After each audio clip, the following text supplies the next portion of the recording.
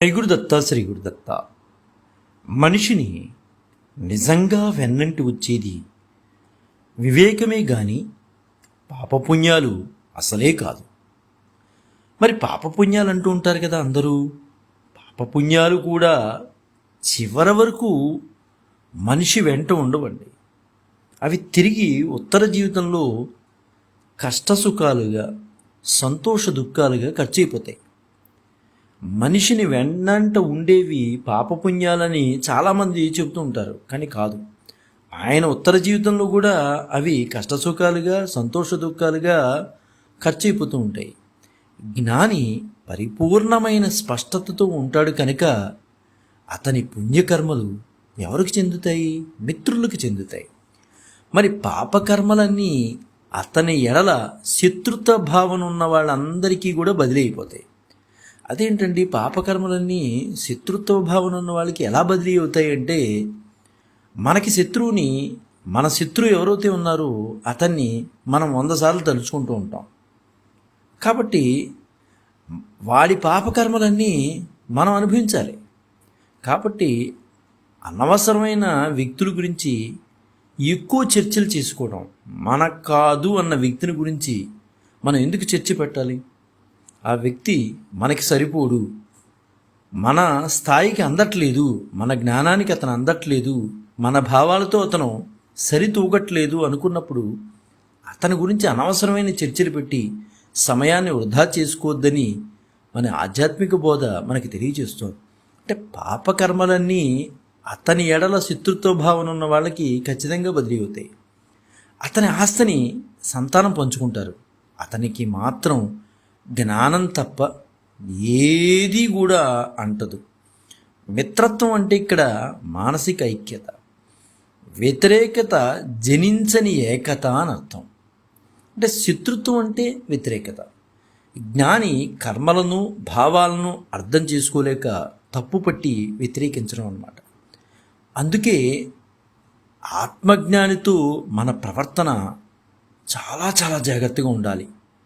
ఆయనను దైవ సమానంగానే మనం చూసుకోవాలి. ఆత్మజ్ఞానం కలిగినటువంటి వ్యక్తులతో మన ప్రవర్తన తీరు కూడా చాలా జాగ్రత్తగా ఉండాలి. నిజానికి జ్ఞానికి ప్రారబ్ధ కర్మలు ఉండవు. ఈ ప్రకృతి ప్రారబ్ధమే తన ప్రారబ్ధంగా ఉంటుంది.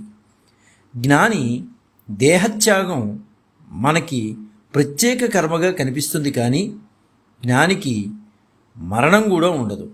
ప్రకృతిలో ఒక కార్యం జరిగినట్లుగా స్వీకరిస్తారంతే. జ్ఞాని విషయంలో ప్రాణం పోవడం ఉండదు. ఎందుకంటే అప్పటికే ఆయన విశ్వవ్యాప్త చైతన్యంగా ఉంటారు కాబట్టి. అప్పటి వరకు ఆయన ధరించిన దేహం ప్రాణాన్ని వస్త్రంలా విడిచిపెడుతుందే కానీ ప్రాణం పోవడానికి ఎక్కడా ఖాళీ లేనంత ఆయన విస్తరించి ఉంటారు.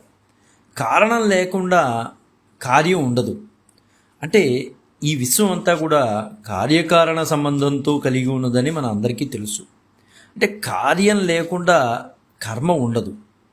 ఇవి రెండు వస్త్రంలో ఏతపోతలు లాంటివి అని మనకి తెలుసు. అంటే వస్త్రంలో నిలువు పోగులు అడ్డుపోగులు ఎలా అయితే ఉంటాయో అలాంటివే అన్నమాట. ఏది తీసేసినా, ఈ ఏతపోతల్లో ఏది తీసేసినా అక్కడ వస్త్రం తయారవుదిగా. ఇది అంటే అలానే జ్ఞానికి కారణం ఉండదు గనుక కార్యము ఉండదు, కర్మలు ఉండవు. జ్ఞానికి ఆకలి దప్పికలు ఉంటాయి. అవి ప్రకృతిగతమైన దైహిక ధర్మంగా మాత్రమే ఉంటాయి తప్పించి మిగతా విషయాల్లో తక్కువగానే ఉంటాయి. తన దేహకర్మలన్నీ పరమాత్మ ప్రమేయంతో జరిగే జ్ఞానికి విధి నిషేధాలు అనేవి ఉండవు.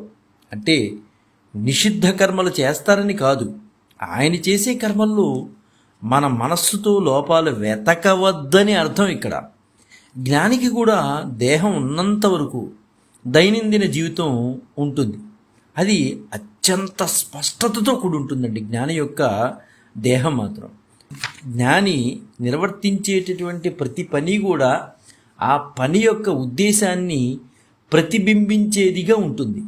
మనం కూడా మనం చేసే ప్రతి పని ఉద్దేశాన్ని తెలుసుకుని అది నెరవేరేలా చేస్తే అందులోని సౌందర్యము మాధుర్యము మనకి తెలుస్తుంది.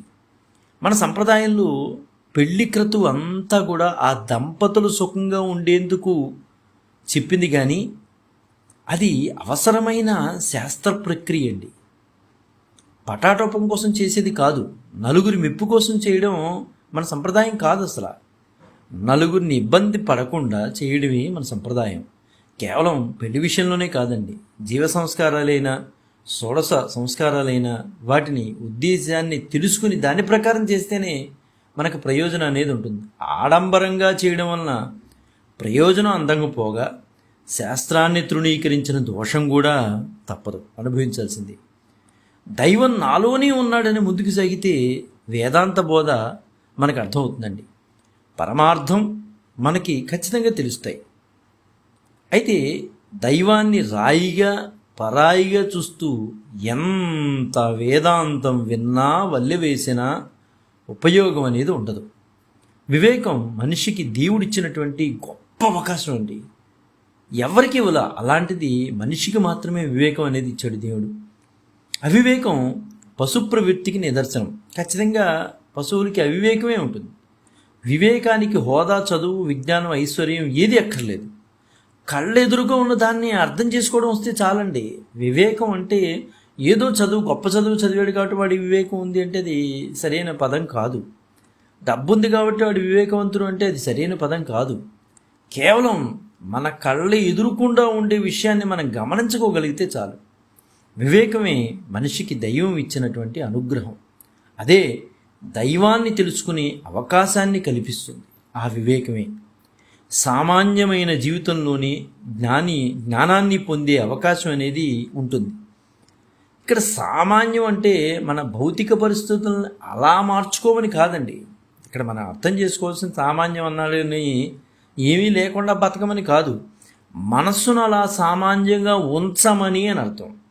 ఎంత పెద్ద ఆశ అయినా దానికి శాశ్వతత్వం లేదండి. శాశ్వతమైన దాన్ని తెలుసుకోవడానికి ఆశతో పని లేదు. మనసులో ఆశ, కోరిక, ఇచ్చ, ఆకాంక్ష ఏదీ లేనప్పుడు